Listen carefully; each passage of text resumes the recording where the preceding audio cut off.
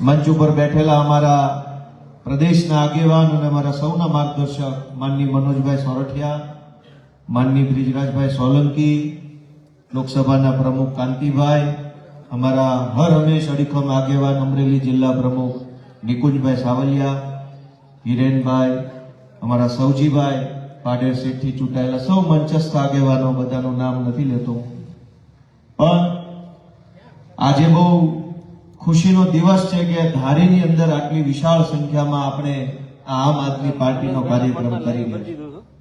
ઘણા બધા વર્ષો પહેલા જયારે હું આમ આદમી પાર્ટીમાં જોડાયો અને ધારીમાં આવ્યો હતો ત્યારે અમે બધા 5-10 જણા હતા, ઓધોજી બાપા, અને અમે બધા 5-1 જણા હતા. ધ્વજવંદનનો કાર્યક્રમ રાખેલો અને ધ્વજવંદનમાં 8-10-12-15 જણા હતા એમની ઓફિસની બહાર. તે દિવસે કેટલાક લોકો અમારી ઉપર દાંત કાઢતા હતા અને એ વખતે હું આમ આદમી પાર્ટીના કાર્યક્રમથી અલગ અલગ જિલ્લામાં જતો હતો તો ક્યાંક 10 લોકો, ક્યાંક 8, ક્યાંક 5, ક્યાંક 12, બહુ સારું હોય તો 20, આટલા લોકો આખા જિલ્લામાંથી મિટિંગમાં આવતા. ત્યારે કોંગ્રેસ વાળા કે ભાજપ વાળા કે અન્ય લોકો દાંત કાઢે કે આને શરમ નહીં આવતી હોય. પણ હારા કામમાં શરમ છે નહીં રાખવાની. અમે તો સારું કામ લઈને નીકળ્યા હતા. તે સારું હતું તે આજ ઉગ્યું, અને ઉગ્યું તે ગાંધીનગર સુધી પૂજ્યું. એને વજન કર્યો હતો. કેમ કે ઈરાદો સારો હોય, નિયત સારી હોય, પ્રયત્ન સારો હોય, એને 1000 હાથ વાળો મદદ કરે કે ભાઈ જ્યાં તારો પ્રયત્ન સારો છે તને સફળ કરીએ. નહીતર વિસાવદરની ચૂંટણીમાં અમારી પાસે હતું હું, એની પાસે લાવ લશ્કર આખું હતું. ગુંડા, બુટલેગર, માફિયા, તોડબાજ, બધી જ પ્રકારની અધમ તાકાત, નબળી તાકાત બધી જ એની પાસે. પૈસા એની પાસે, પોલીસ એની પાસે, સરકારી તંત્ર એની પાસે, બેંક એની પાસે, બધું જ લાગી ગયું. અમારી પાસે હું, અમારી પાસે નીતિ હતી, દાનત સારી હતી, પ્રયત્ન સારો હતો, એટલે પરિણામ સારું આવ્યું દોસ્તો. અને પરિણામ એવું આવ્યું કે આખા ગુજરાતની અંદર વાવટા ફરકી ગયા આમ આદમી પાર્ટીના દોસ્તો. એટલા માટે આજે જયારે આપણે ખેડૂતોની વાત કરવા એકઠા થયા છે ત્યારે 2-4 બાબત મારે તમારા ધ્યાને મૂકવી છે. જ્યારથી હું ધારાસભ્ય ચૂંટાયો છે ખૂબ લોકસંપર્ક મારો થાય છે. અમારા મત વિસ્તારમાં તો હું રોજે રોજ ફરતો હોઉં, ઓફિસે બેસું છું મહિનાના 5 દિવસ, આખો દિવસ બેસું, લોકો આવે મને મળે, મને વાત કે હું જાણું. પહેલેથી આપણને કેટલાક વિષયોની ખબર પડતી હોય, કેટલાક કોક કે પછી ખબર પડે. વિધાનસભામાં જાઓ ત્યાં બધા અલગ અલગ સાહેબોને મળું, અલગ અલગ રિટાયર્ડ અધિકારીઓને મળતો હોઉં છું, એની પાસેથી કંઈક શીખવા માટે. રોડ વિભાગના, શિક્ષણ વિભાગના, વન વિભાગના નિવૃત્ત અધિકારીઓને મળીને એની પાસેથી માહિતી લઉં. પણ દોસ્તો એક વસ્તુ સમજીએ આપણે કે આ ભાજપની સરકારને 40 વર્ષ થવા આવશે, આમ તો 35 વર્ષ તો થવા આવ્યા. આપણે બધાએ મત આપતા હતા, લગભગ આપણા બધાએ 1-2, 4 વખત તો મત આપ્યો હશે ને અપાયો હશે. અને એ આપણા જ મતથી બનેલી સરકાર સુધી આજ આપણી વાત પહોંચતી નથી. કોઈ વાત આપણી ગાંધીનગર પહોંચતી નથી. વાત પહોંચાડવા માટેના રસ્તાઓ તો ઘણા છે. ગામમાં સરપંચ ચૂંટાય, પછી તાલુકા સભ્ય, જિલ્લા સભ્ય, ધારાસભ્ય, નગરપાલિકાના સભ્ય, મહાનગરપાલિકાના સભ્ય, એની ઉપર સાંસદ સભ્યો, આખી નિહણી બનાવેલી છે કે ગામમાંથી વાત ચાલુ કરો તો ઉપર લઈ જવાના પગથિયા તો બનાવેલા. તો પછી આપણા ગામની વાત ક્યાં ગાંધીનગર નથી પહોંચતી? આટલા બધા આગેવાન બનાવ્યા છે, આટલા બધાને ચૂંટીને અલગ નોખી ખુરશી ઉપર બેહાડ્યા છે, તો વાત તો જરી કઈ લગરી કઈ ગાંધીનગર નથી પહોંચતી. અને નેતા વાળી નિહણીએથી વાત ન પહોંચે તો બીજી નિહણી બનાવી છે. ગામમાં તલાટી છે, એની ઉપર ટીડીઓ છે, એની બાજુમાં મામલતદાર છે, ટીડીઓ મામલતદારની ઉપર પ્રાંત અધિકારી છે, એની ઉપર એડિશનલ કલેક્ટર છે, એની ઉપર રેસિડેન્શિયલ કલેક્ટર છે, એની ઉપર કલેક્ટર છે, એની ઉપર કમિશનર છે, એની ઉપર સેક્રેટરી છે, એની ઉપર ચીફ સેક્રેટરી છે. પગથિયા ન્યાય બનાવેલા. તો ગામની વાત ઈ ચેનલમાંથી ઉપર નથી પહોંચતી. મારી વાત સાચી છે ખોટી? આની પર સરપંચ વાળી લાઈનમાં લગાડો તોય ઉપર નથી જતી, આંગોરની લાઈનમાં કરો તોય ઉપર નથી જતી. તો આપણી વાત ત્યાં જાશે કેમ? કેવી રીતે આપણી વાત ત્યાં પહોંચશે? અને આપણી વાત જ જો ગાંધીનગર નહીં પહોંચે તો આપણા પ્રશ્નોનું ક્યારેય કોઈ દિવસ કોઈ નિરાકરણ આવવાનું નથી દોસ્તો. નહીતર નહીં જેવો પ્રશ્ન હોય છે, આપણને ખબર છે કે આટલી તકલીફ ગામડામાં પડે છે, તો ગાંધીનગર વાળા નહીં ખબર હોય ઈ ક્યાં ચંદ્ર ઉપરથી આવી બેઠા છે ગાંધીનગર? દરેક માણસ આખરે તો જનતામાંથી ચૂંટાયેલો માણસ છે. કોઈ ગામનો, કોઈ જ્ઞાતિનો, કોઈ જિલ્લાનો વ્યક્તિ છે જ, તો એને નથી ખબર કે આ ગામમાં કેટલી વાતની ઉપાધિ છે. પણ મિત્રો, સૌથી મોટી ખરાબ પરિસ્થિતિ મેં ધારાસભ્ય બન્યા પછી એ જોઈ કે ભાજપના એકેય માણસનું ગાંધીનગરની બજારમાં પાવલું ઉપજતું નથી. કોઈનું કાંઈ નયા પાંચ્યાનો કોઈ ઉપાડ લેવા તૈયાર નથી. અહીંથી હારી જબ્બા, હારી કોટી બોટી પહેરીને ગાડીઓ લઈને જવાનું, અલગ અલગ મંત્રીની ઓફિસમાં ફોટા પડાવવાના અને ફેસબુકમાં લખવાનું આજ રોજ ફલાણા મંત્રીની મુલાકાત કરીને આ રજૂઆત કરી. કોઈ રજૂઆત બજૂઆત સાંભળવા વાળો નથી. અંદર જાવ એટલે ફોટા વાળો ભાઈ હાલે જલ્દી ઉભા રહી જાઓ, ફોટો કાઢવા નીકળો.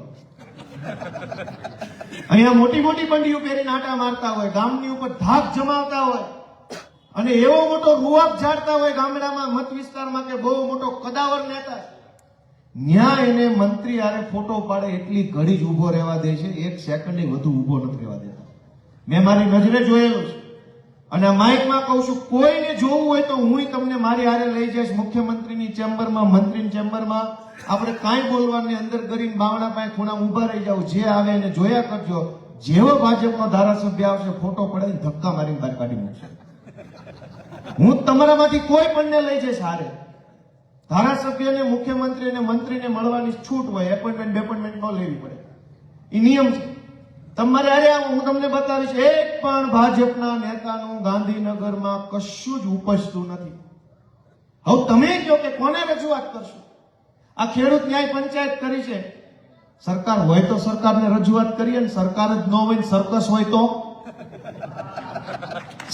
તો ક્યાં રજૂઆત કરવાની? ભાઈ, ખાતર નથી મળતું, રોડ તૂટલા છે, વન વિભાગનો ત્રાસ છે, લાઇટ વિભાગનો ત્રાસ છે, બધું છે.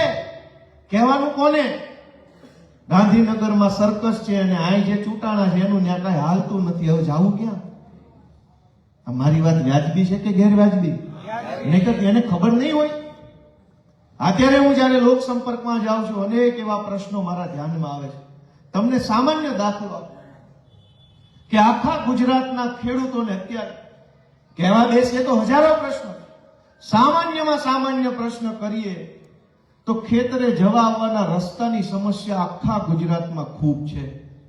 દબાણ થઈ ગયા હોય, રસ્તામાં હાકડો થઈ ગયો હોય, વાડ નમી ગઈ હોય, કોઈ વાડ કાપે નહીં. વર્ષો પહેલા રાજમાર્ગ હોય, અત્યારે દબાઈ ગયો હોય. કોકના ખેતરેથી 3 પેઢીથી હાલતા હોય, હવે એ માણસ કે અહીંથી નહીં હાલવા દો, જાઓ ખાઈ કરી લેજો. હાલણ બંધ થઈ જાય, બીકમાં હાલવું પડે કે બહુ બોલશું હાલવા નહીં દે એના શેઢે. આખા ગુજરાતના ખેડૂતો રસ્તાના પ્રશ્નથી પરેશાન છે, પણ છે કોઈ સાંભળવા વાળું? મેં વિચાર કર્યો અને મેં જોયું કે ગુજરાતનો જમીન મહેસૂલનો કાયદો છે એ 1879 બનેલો છે. 1879 અંગ્રેજોએ જમીનનો જે કાયદો બનાવ્યો એ જ કાયદો આજની તારીખમાં શબ્દે શબ્દ ગુજરાતમાં લાગુ છે. તરી વર્ષથી સરકારમાં બેઠા છે, કઈક સારો કાયદો બનાવી એકવાનો વેતો નથી, સોંટા છે એક ધારા ખેડૂતોને ભલું કરવા. તમે દોસ્તો તમે વિચાર કરો કે 1879 જમીનની કિંમત શું હતી, જમીન પ્રત્યે લોકોની ગંભીરતા શું હતી? કોઈને પડી નહોતી, આટલું માણા નહોતું, જમીનનો ભાવ નહોતો, જમીન એવી નહોતી કે એમાં ઉપજ આવે.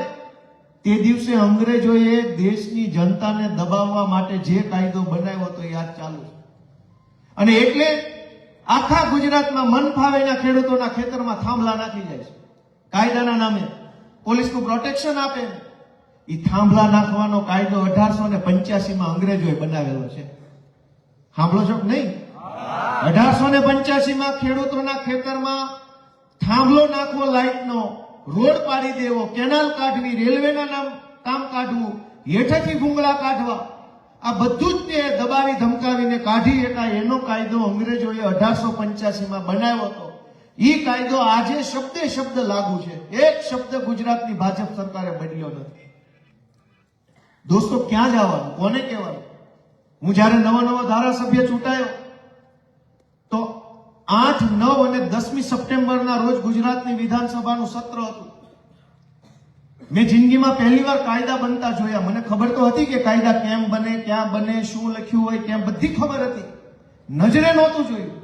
8, 9 અને 10 3 દિવસની અંદર 7 કાયદા 3 મિનિટમાં કાયદો બનાવીને આમ જાણે રોટલા ઘડતા કાયદા ઘડી નાખ્યા.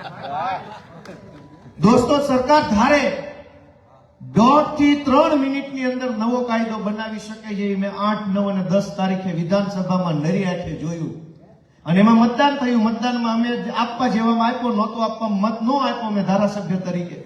પણ સરકાર ધારે તો 1 મિનિટમાં એક કાયદો બનાવી શકે. તો 1885 નો કાયદો રદ કરીને હારો નવો કાયદો ખેડૂતને પૂરું વળતર મળે એવો કેમ નથી બનાવતા? કેમ નથી બનાવતા? કેમ કે એને તે ખેડૂતોનું શોષણ કરવું છે. કોને રોક્યા ભાજપ વાળાને? સરકારમાં બહુમતી એમની છે. 1 મિનિટ થાય નવો કાયદો બનાવવાનો. અને ખેલ જુઓ કે આપણા ખેતરમાં થાંભલો નાખે. હમણાં સોલારનું ચારે બાજુ ઉપડ્યું છે એટલે સોલાર વાળા આવે ને થાંભલા નાખી જાય અને કહેવામાં એવું આવે કે આ વપરાશી હક છે. જેના ખેતરમાં થાંભલો નાખવામાં આવે છે આજીવન એને નથી કરાવી શકતા. વાત સાચી છે ખોટી છે? એને નો થાય. હું કામ બોલ્યો? લાઈટ વાળાનો એક થાંભલો મારા ખેતરમાં છે, એનો વપરાશી હક હોય ને મારો પૂરેપૂરો સંપૂર્ણ અધિકાર હોય તો હું ઈચ્છું ત્યારે મારી જમીન એને થઈ જવી જોઈએ. પણ હું ઈચ્છું ત્યારે મારી જમીન એને નથી થતી, એનો અર્થ એમ કે વપરાશી હક નથી, હાલ કરાવેલો છે. કાયમી હાલ આવી ગયો એમ જ કહેવાય ને.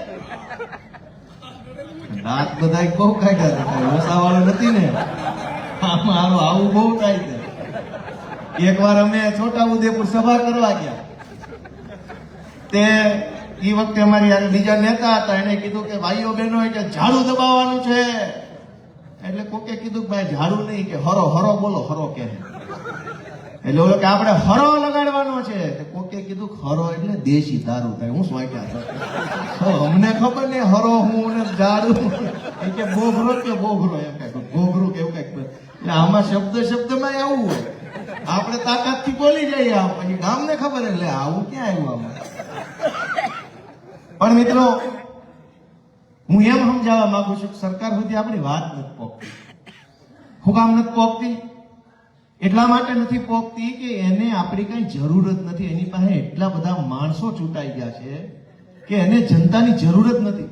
અહંકાર આવી ગયો છે, અભિમાન આવી ગયું છે કે અમે કોઈની વાત નહીં સાંભળીએ અને જે બોલશે એની સામે પોલીસ મોકલશું, જીબી વાળા મોકલશું, મામલતદારો મોકલશું, નોટિસ આપશું. તમે એક બીજો પ્રશ્ન વિચાર કરો ગામડાનો, કે શહેરો જે છે ગુજરાતના, એ શહેરોમાં સમયે સરકાર નવા રોડ બહાર પાડે, નવા પ્લોટ બહાર પાડે, નવું બહાર પાડ્યા કરે એટલે શહેર મોટા થાય છે, લીગલી મોટા થાય છે, બાંધકામ થાય છે, કાયદેસરના બાંધકામ થાય છે, લોકોને મકાન લઈ શકે છે. ગુજરાતમાં 30 વર્ષથી સરકારે ગામ મોટા નથી કર્યા. આજથી 30 વર્ષ પહેલા જે ગામતળ હતું એનું ગામતળ આજ છે. હવે છોકરા નવા જન્મે, એક ઘરના 4 ઘર થાય, 4 ઘરના 8 ઘર થાય, રહેવા ક્યાં જવાનું? સરકારે તો નવું ગામ મોટું કર્યું નથી એટલે ગામની સરકારી જમીનની અંદર કોઈ પણ ગરીબ માણસ ઝૂંપડું બનાવે, પછી સમયે જાતા ખર્ચો કરીને થોડુંક સારું બનાવે, કમ્પ્લીટ સારું મકાન બની જાય, પછી ભાજપના ગુંડા આવે કે ચૂંટણી જો ગોપાલભાઈ મત ન દેતો તારું મકાન પેશકદમી છે. જેણે પોતાની પરિવારની જરૂરિયાત માટે મકાન બનાવ્યું છે એનું મકાન પેશકદમીમાં, અને ભાજપના લોકોએ કેટલા ડુંગરા ખોતરી નાખ્યા, ગૌચર ખોતરી નાખ્યા, માટી કાઢી લીધી, જંગલ કાપી નાખ્યા, તો કોઈ એને રોકવા વાળો નથી. મારી વાત સાચી કે ખોટી? તમે તમારી જરૂર માટેનું મકાન બનાવો તો કે પેશકદમી છે.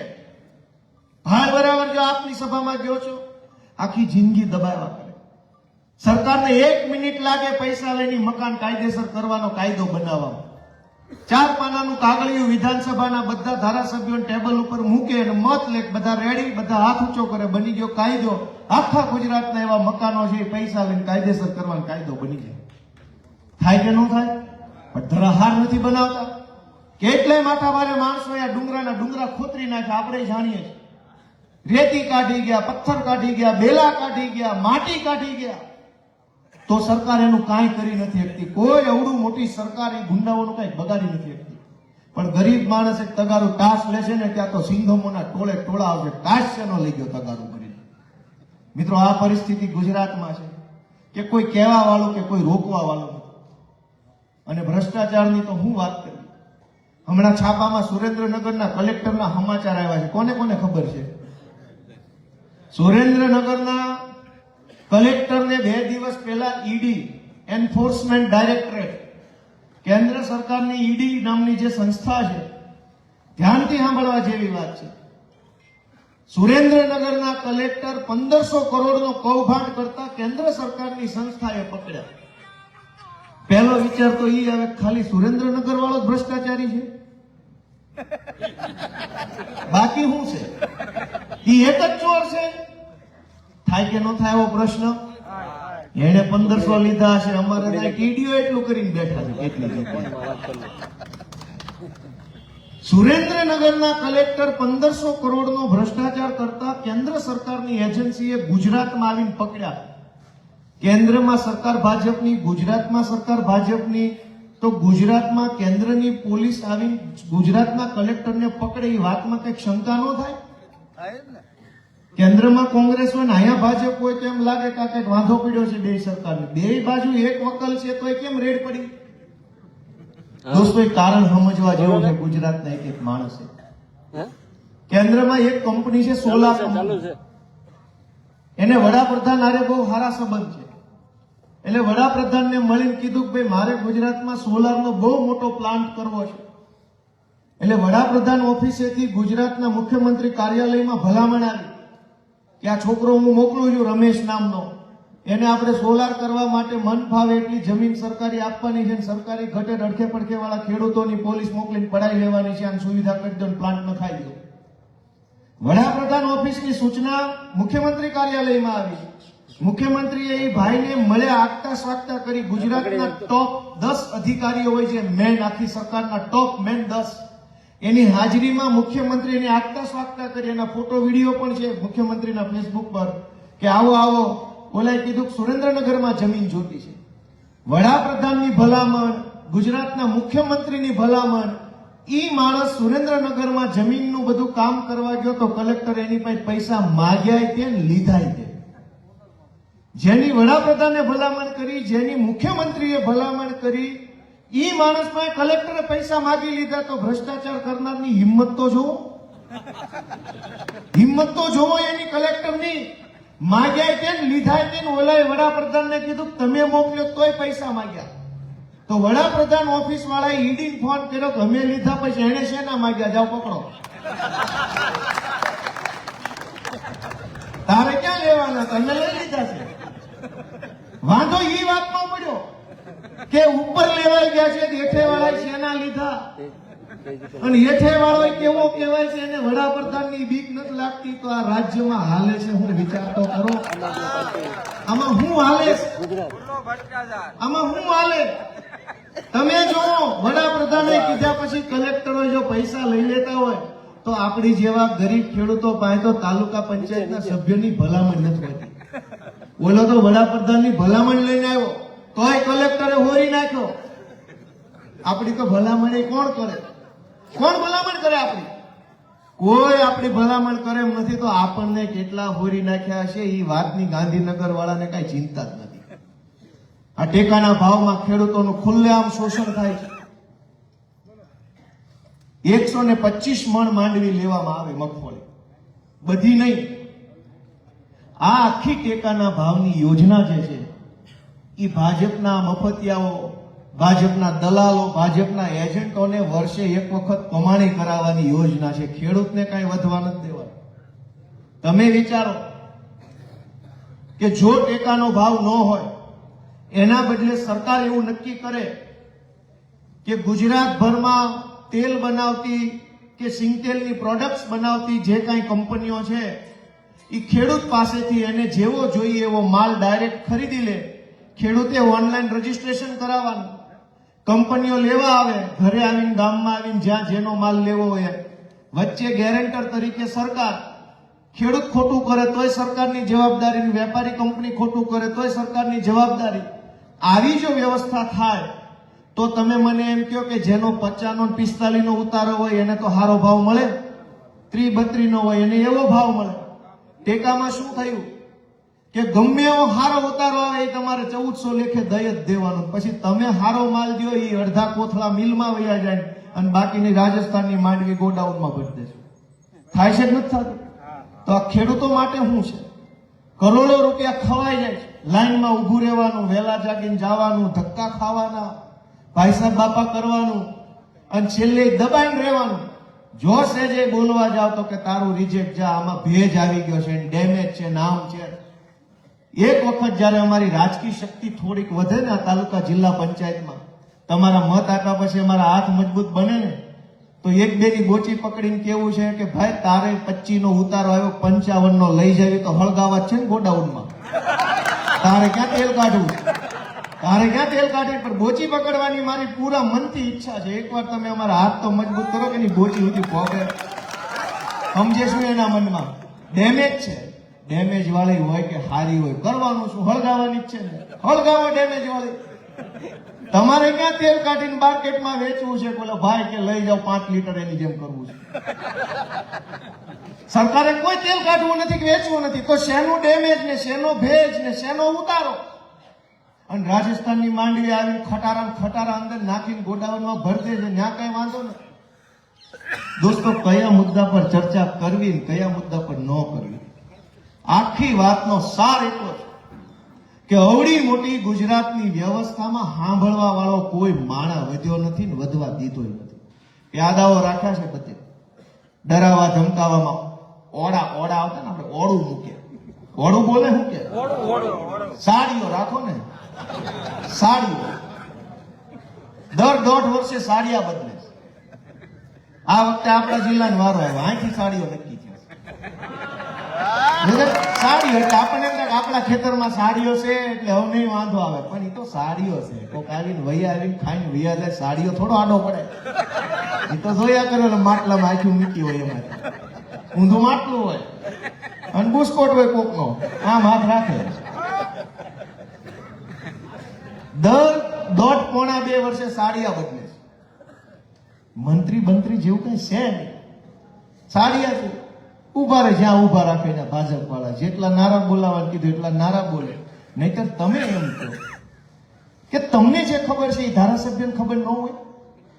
રોડ આખા ગુજરાતમાં બેફામ ખરાબ બને છે, એવડો ભ્રષ્ટાચાર થાય છે કે બગસરાથી બનવાનું ચાલુ થાય, ધારી પોકે ત્યાં બગસરા વાળો તૂટી જાય.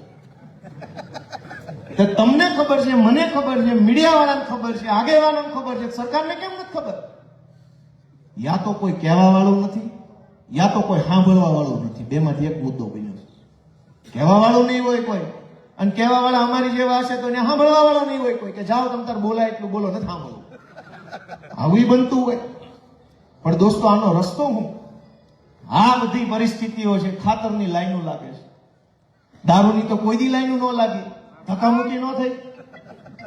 દારૂ ઉપર પ્રતિબંધ છે, કાયદામાં મનાય છે, લાઈન તો નથી લાગતી, પણ લેવાય નથી જવું પડતું. એવી સારી વ્યવસ્થા ગૃહમંત્રીએ ગોઠવી દીધી.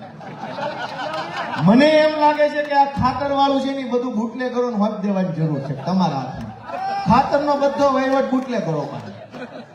દિવસે દારૂ વેચો, રાતે દારૂ વેચો, દિવસે ખાતર વેચો. એને ફાવ જ કેવી છે? કોઈ દી દારૂ ઘટ્યું? આ 31st આવે છે, ક્યાંય એક ટીપુય ઘટ્યો એવો બોકારો નહીં બોલે, એવો દેકારો ક્યાંય નહીં થાય. અહીં ઘટે. કેવો ભાઈ સાચું હોય તો? ગમે એટલો પ્રતિબંધ, ગમે એટલી પોલીસ, ગમે એવા મંત્રીના ભાષણ, કોઈ દી એવું ટોળ નથી આવ્યું કે મામલતદાર ઓફિસ 500 જણા આવેદન પત્ર આપવા ગયા દારૂ ઘટે છે. કામ જ ઘટતું, ખાતર કાયમ ઘટ્યા કરે. હું ગુજરાત સરકારને પત્ર લખીશ, તમારા બધાની આજ્ઞાથી મુખ્યમંત્રીને લખું કે આ બુટલેગરોને દારૂની બદલે ખાતર વેચવાની વ્યવસ્થા મોકો, અને ફાવે ઠારી, માલ ઘટે નહીં અને ઘરે આવીને આપી. અને એમાં કદાચ 2 રૂપિયા વધુ લે તો આપણને વાંધો નથી, તમતા લઈ જાઓ, ઘરે આવી ખાતર આપી જાય તો શું વાંધો? કેમ કે એને ફાવટ તો છે કે નહીં? દોસ્તો, હું કેવું, કોને કેવું? મને વિસાવદરની જનતાએ ધારાસભ્ય બનાવ્યા પછી હું જે જોઉં છું ને, અંદરથી આપણને દાશ ચડે કે શું હાલે છે. હાવ તમાશો. જિલ્લાની અંદર 10 વખત મહિનામાં મીટિંગો થાય, કેટલા બધા સાહેબો આવીને બેહે ને લાખો રૂપિયાની ચા પી જાય. મીટિંગ પતે પછી શું થયું તો કે કાંઈ નહીં, નવી મીટિંગ, કરોડો. મેં એક વસ્તુ જોઈ કે સરકારમાં ક્યાંય રૂપિયા ઘટતા નથી. હું અનેક તાલુકાની મીટિંગ, પ્રાંતની મીટિંગ, એસપીની મીટિંગ, કલેક્ટરની મીટિંગ, સચિવની મીટિંગ, ધારાસભ્ય તરીકે તમામ મીટિંગોમાં હું ગયો. મેં બધી જ જગ્યાએ સરકારી વ્યવસ્થા જોઈ, ક્યાંય સરકાર પાસે પાવલી ઘટતી નથી. ખૂબ પૈસા છે, ખૂબ પૈસા છે, આયોજન જરાય નથી, કોઈ વેતરણ જ નથી પૈસા, મન ફાવે એમ હાલે છે. મેં વિસાવદરમાં જોયું તો અનેક જગ્યાએ વર્ષો પહેલા શાળાના ઓરડા મંજૂર થયા, પંચાયત મંજૂર થઈ, આંગણવાડી મંજૂર થઈ, અડધી ફડધી બની, પછી કોઈ બનાવવા વાળો નથી, કોઈ જોવા વાળો નથી, કોઈ પૂછવા વાળો નથી, અડધી ફડધી બનીને વહી ગઈ. તમારા બધાના ગામમાં આવું ઘણું હશે, ક્યાંક અડધું નાળું બન્યું, ક્યાંક અડધો રોડ બન્યો, ક્યાંક રોડની અંદર ખાલી મેટલ કામ થયું, ડામર આવ્યો જ નહીં, ક્યાંક નિહાળ બની, પ્લાસ્ટર ન થયું, કરોડો રૂપિયા વેડફી નાખવા સિવાય આમની પાસે કોઈ કામ નથી. તમારા બધાના ગામમાં આવું કંઈક છે કે નથી?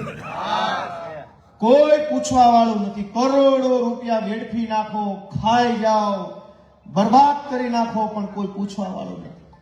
પણ એક ખેડૂત જો માવઠાની સહાય માંગશે ને તો 50 કાગળિયા માંગશે. 7 બાર લાવો, 8 બાર લાવો, ઉપર સિક્કા કરાયા, હેઠે સિક્કા કરાવો, આ અંગૂઠો દબાવો, આમ રાખો, આમ રાખો. તમે કંઈક માંગશો તો 50 નખરા સરકાર કરશે, પણ પૈસા વેડફવા છે તો એક સેકન્ડનો વિચાર નથી કરતા ભાજપના માણસો. મિત્રો, હું તો તમને વિનંતી કરવા આવ્યો છું કે નુકસાન આમ આદમી પાર્ટીનું જરાય નથી. આમાં હું હારી ગયો કતાર ગામમાં, તો અમારું શું નુકસાન ગયું? મથ્યા કરે, થોડુંક માથાકૂટ વધી, મહેનત વધી, નુકસાન શું? અને એ જીત્યા 2022માં આવડી બહુમતીથી. એમાં નુકસાન કોનું ગયું? પબ્લિકનું ગયું કે આમ આદમી પાર્ટીનું ગયું? આજ ગોપાલભાઈ એક ને ચૈતરભાઈ ધારાસભ્ય છે. ઈશુભાઈ ભેગા હોત તો મજા આવે કે નહીં? પ્રવીણ રામે ભેગો હોત તો, રાજુભાઈ કરોપડા ધારાસભ્ય હોત તો, આ બ્રિજરાજભાઈ સોલંકી હોત તો મજા આવે કે નહીં? કોનું નુકસાન ગયું? દોસ્તો, ચૂંટણી આવે છે, અમે ઉમેદવાર ઉભા રાખશું, અમને ઈશ્વરે જે મતી આપી છે એ મતી પ્રમાણે માણા નક્કી કરશું. અમે કઈ એવા નથી કે બધું દૂરબીન મારીને જોઈ લે હારો કયો ખરાબ કયો. જે મતી છે એ મતીથી માણા ઉભો રાખશું. પણ તમારો આશીર્વાદ ભરેલો હાથ એક વખત અમારી પાર્ટી માથે પડી જાય તો ગમે ત્યાં સુધી પોગી રહેવું, ભલે ગાંધીનગર હોય, દિલ્હી હોય, ગમે એવી સત્તાને અમે પોગી રહીએ, એટલી શક્તિ ભગવાન અમને આપે. તમારા આશીર્વાદની જરૂર. તમે અમારા માણસોને આશીર્વાદ આપો. આજ ગુજરાતમાં કોઈ લડવા વાળું વધવા નથી દીધું ભાજપે. બધાને જેલનો ડર બતાવીને ભાજપમાં લઈ લીધા અથવા તો ઘરે બેહાડી દીધા. ભલું થાય ભગવાનનું કે અમારી જેવા 5-7 જણાને અહીંયા મોકલ્યા છે, નકર કોઈ આજ લડે એમ નથી. કચ્છના ખેડૂતોની લડાઈ ચાલુ થઈ. આ ટ્રાન્સમિશન લાઈનો જે મન ફાવે એનાથી લાઈનો નીકળે છે, મન ફાવે એના ગમે એમ કરીને પોલીસ હારે લઈ આવીને થાંભલા નાખી જ દેવાના. ઓલી ગઢી ડોશીઓને બચારીને ધક્કા મારીને પોલીસની ગાડીને બેહાડી વિડીયો કદાચ કોકે જોયો હોય. કાયદો ને વ્યવસ્થા બગડે છે. પાછું એમ આપણને કહેવામાં આવે કયો કાયદો ને કઈ વ્યવસ્થા? જ્યારે ખેડૂત અવાજ ઉઠાવે, સામાન્ય માણસ બોલે, ત્યારે કાયદા અને વ્યવસ્થાના નામે આપણને ડરાવવામાં આવે. હું તમારું ધ્યાન દોરું કે કાયદો કોના માટે છે અને વ્યવસ્થા કોના માટે છે? કાયદો ગરીબ માણસને દબાવવા માટે છે, ખેડૂતોને ડરાવવા માટે કાયદો છે. વ્યવસ્થા બધી ભાજપવાળા માટે છે. જી સર, યસ સર, આવો સર, બેસો સર, શું પીશો સર, દારૂ કે ચા? વ્યવસ્થા બધી ભાજપવાળા માટે, કાયદો બધો ગરીબો માટે. એનું નામ કાયદો ને વ્યવસ્થા. આ પરિસ્થિતિ બદલવી હોય તો કોઈ મહાપુરુષ હવે આવવાનું નથી. હવે આપણે જ બધા પુરુષ બનીને કામ કરવાનું છે. કોઈ મહાપુરુષ આવશે અને આપણે બધાને ઉગારી જશે કે છે જા બચ્ચા સુખી થાય, એવું કઈ થવાનું નથી. સુખી થવું હશે તો ભારતના સંવિધાને આપણા હાથમાં જે તાકાત આપી છે, સાચું બટન દબાવો એટલે સુખી, દુખી થવાનું દબાવો તો દુખી. ઈવીએમ માં આવે જ છે બટન કે સુખી થવું છે કે દુખી, એટલે માણસ ગોવે કે અમારી નાતનો ક્યાં છે તો કે થાવ દુખી. પોતપોતાની નાતનું હોવ દબાવે છે, પોતપોતાની નાતનું દબાવીને સુખી થવાના હોત તો થઈ ન ગયા હોત.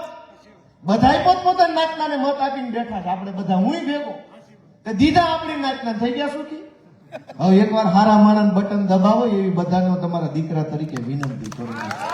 એ જેટલા બટન એમાં જો આમાં હારો કયો છે, અટક નથી વાંચવી કે ઇટાલિયા કેમાં આવે ને સોરઠિયા કેમાં આવે, હારો કેમાં આવે.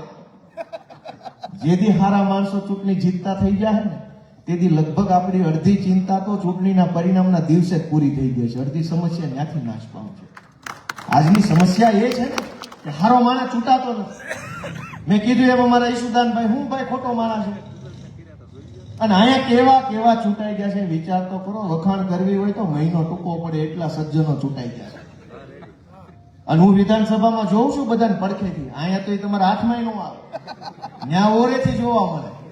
સફારી, વિધાનસભા સફારી, એમાં બધા જોવા મળે. કેવી કેવી વ્યક્તિઓ, કેવી કેવી હસ્તીઓ કયા ખૂણામાં ઉભા રહીને બીડીયું પીવે છે વિધાનસભામાં અમે જોઈએ છે. હવે ત્યાં બીડીયું પીવા મોકલે છે. દોસ્તો, હું મારે તમને વાત કહી, આ અમારા એક સજ્જન માણસ કેવા હોય. આ સૌજીભાઈ અમારા ભાડેરથી તાલુકા પંચાયતના સભ્ય છે. વિસાવદર વિધાનસભાની ચૂંટણીમાં બહુ સંઘર્ષ કર્યો. આ લુંગિયાન, સુડાવડની બધા ગામોમાં ફરતા હતા, મહેનત કરતા હતા. ભાજપવાળાને ઓફર કરી કે ભાઈ તારે હું બોલ, હું જોઈ છે, તારે જે જોઈ કે તમ તારે, પણ આ બધું રહેવા દે. સૌજીભાઈ આજે અમારે યારે વટથી, ઇજ્જતથી, આબરૂથી બેઠા છે કે ભાઈ તારા પૈસા તું બે બીજી વાર હામાં ન મળતા, નકર આમાં નકામું થઈ જાય. આવો આવો, એની પાસે કાંઈ નથી, રિક્ષા આપે છે. કાંઈ કે ભાડેર ગામના છે ને ખબર, રિક્ષા આપે છે આજની તારીખમાં. ગરીબમાં ગરીબ માણસ છે. આવો માણસ ચૂંટાય ને તો કંઈક કામ કરે. આવો માણસ સમાજની પીડા સમજી શકે. જ્યારે માણસ આપણા મતથી એવો માણસ ચૂંટાઈ જાય જેને આપણી પીડા સમજાય નહીં તો કહેવાનું હું. એટલે હું તમને બધાને કહેવા જેવી તો એટલી બધી વાતો છે કે કઈ ખૂટે એમ નથી, પણ કરવા જેવું એક જ કામ છે, હાવણો મારવો પડે એમ છે. હવે એટલો મેલ જામ્યો છે, હાથેથી કોશિશ કરી પણ હાથે જાય એમ નથી. કોહો જાજો છે, હાથ વાળે બળ કર્યું પણ કચરો જ એટલો છે. જાજો કચરો હોય હાથે જ જાય, હાવણે જ જાય. એ તો હાવણો જોઈએ, મને જાડો હાવણો લઈને આવ્યો. એમ ઝીણો હાવણો ન થાલે એટલે હાવણો લઈને આવ્યો. દોસ્તો, આજ ગુજરાતના ગામડાના લોકોની પીડા બહુ વધી ગઈ છે. કોઈ આપણી વાત, ગામડું એટલું બધું, ગામડાનું જીવન પહેલા સારું હતું. એ માણસ સુખેથી જીવતા, ખેતી મજૂરી કરતા, બે પૈસા. પહેલા એક સમય એવો હતો કે ખેતી કરતા કરતા 5-10 છોકરા વરાઈ દેતા, તોય પાછા પૈસા વધતા. એક મકાન બનાવ્યું હોય ને તોય ઘરેણાય વધતા. વાત સાચી છે ખોટી? ખેતી કરતા કરતા 10 છોકરા પવણાવ્યા હોય એવા કેટલાય ભાભલા બેઠા છે. આજ એક દીકરો પવણાવો અને એક ઘરનું ઘર કરો ને 2 કામ કરો ને ત્યાં માણસ મરી ગયો હોય છે. આખી જિંદગી પૂરી થઈ જાય. 2 જ કામ, ઘરનું ઘર કરો ને 1 કે 2 સંતાન પવણાવો એટલે ફીગલું વળી જાય. માણસ જીવે એવો નથી રહેતો. છતાંય ઓલા ગૃહમંત્રીએ શું કીધું કે નરેન્દ્રભાઈના રાજમાં ગુજરાતના ખેડૂતો 3 સિઝન લેશે, એનું મને ગર્વ છે. એ સાંભળ્યું તું ભાષણ?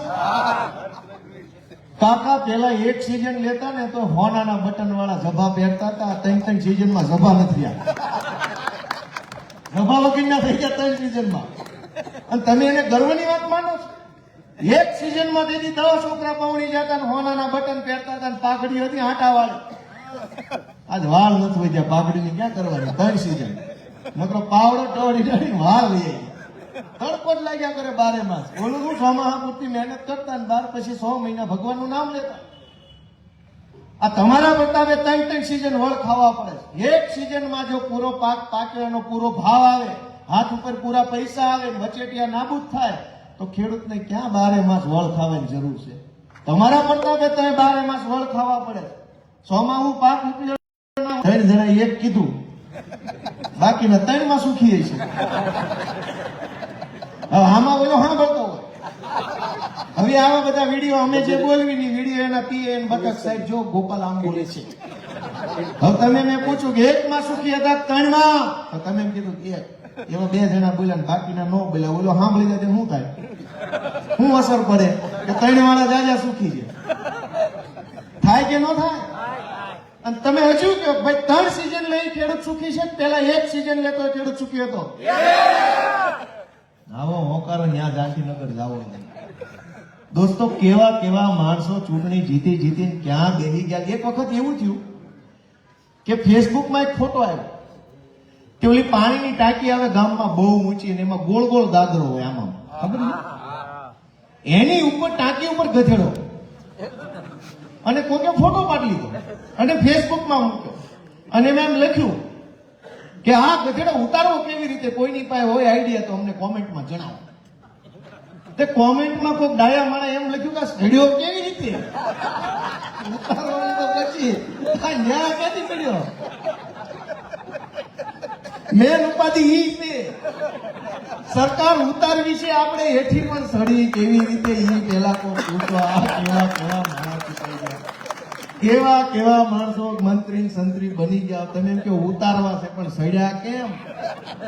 પેલા ઈ તો કોઈ પૂછો આ ન્યાય ક્યાં મંત્રી બની ગયો? આને કોઈ બીડી દે એમ નથી ઉતાર.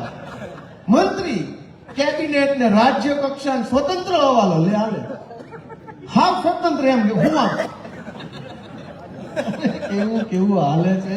હું તમને વિનંતી કરવા આવ્યો છું કે જરાક મારા માવતર, જરાક મારા ખેડૂત આગેવાનો, જરાક અમને છોકરાઓને તમારા આશીર્વાદ આપો. અમે નાના માણસ છીએ, અમારે કઈ ગાડી બંગલા જોતા હોય, પૈસા વાળું થઈ જવું હોય, મોટી મોટી તોપ બની જવું હોય તો કઈ પાર્ટીમાં જવાય? આ તો ધોકા ખાવાની પાર્ટી છે. અહીં અમારે માર ખાવો પડે. અમારા જમાદાર ભાઈ ઉભા છે, ઘણી ક્યાંક ઉપરથી ફોન આવે હોરી નાખે. રાજુભાઈ કરપડા, પ્રવીણભાઈ રામ અત્યારે જેલમાં છે.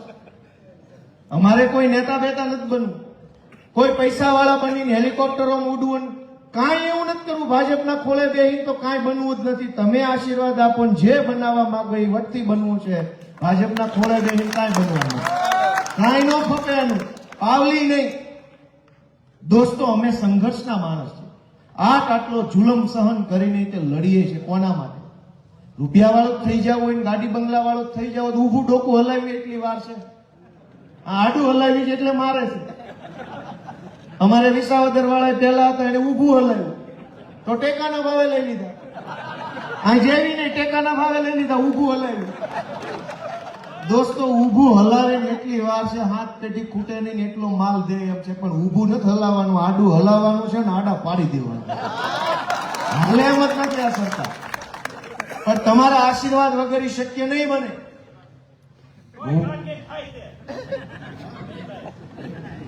વિસાવદર વાળા પાંચ શીખો, ગાલમેલ વાળાની કેમ ગાલમેલ કરી નાખવી કરીને તમારે પડખે વાળા એટલે થોડુંક નાખી લ્યો ને. તો બધા હામાં વેવાયું દાદા છે. તમારે ક્યાં પૂછવા પણ જ છે કે કેટલા વેવાય ફયું મામા બધી નાચમાં હગા હશે એમ કોઈ.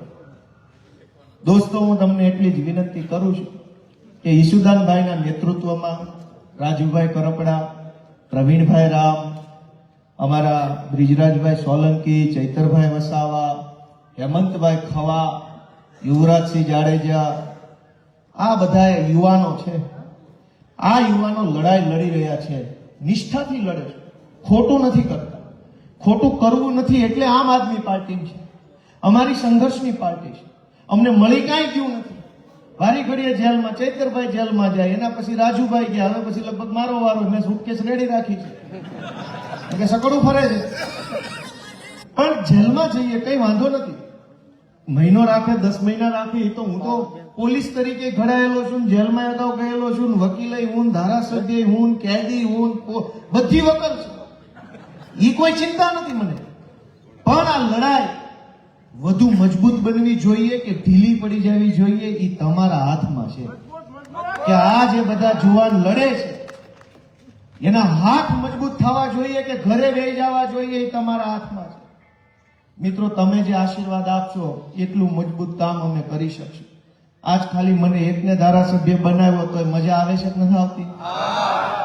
હોય એવું કહેજો.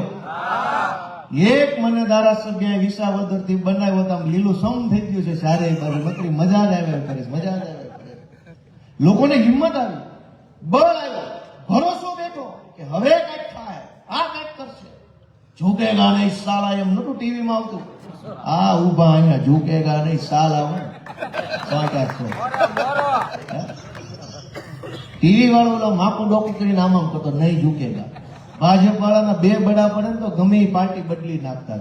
રિયલમાં ઉભા જો ઇટાલિયા ગોપાલભાઈ માનની ધારાસભ્ય ઝૂકેગા નહીં સાલા. હું વાત ઓલો માપું ડોકું કરીને આમ કરે, આમ કરતો તો નહીં. બાપુ દાંત કાઢે. મિત્રો, હું તો તમને છેલ્લી એક જ વિનંતી કરું. ભલે આ વાત દાંત કાઢતા કાઢતા એટલે કીધી કે રોવી તો આપણા આંસુડાની કિંમત આ ભાજપ વાળાને સમજાય એમ નથી ને એટલે રોવું તો નથી, દાંત કાઢતા કાઢતા પાડી દેવાના. ખબર ન પડવી જોઈએ કોણે પાડી દીધા.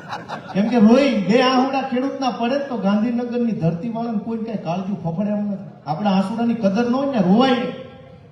કોક માણાની આંખમાંથી આંસુ પડે ને તો જેની અંદર માનવતા હોય ને માણસ ધ્રુજી જાય, ઉભો રહી જાય, હલી જાય. બાપા હું કરું તારે હાટું, બોલ ભાઈ શું છે, કેમ છે. તમે કલ્પના કરો બસ સ્ટેન્ડે કઈક ગામત્રે જવા બસ સ્ટેન્ડે બેઠો ને બસ સ્ટેન્ડે કોઈક બીજો ભાઈ કે બેન પડખે બેઠા બેઠા રોતા હોય તો મન થાય બાપા કેમ રોવે છે, શું થયું, હાલો હારે આવું, હાલો કોને કહું, આને કહું, તેને કહું. કાંઈ ઓળખાણ ન હોય તો આપણે એટલું તો કરીએ કે ન કરીએ.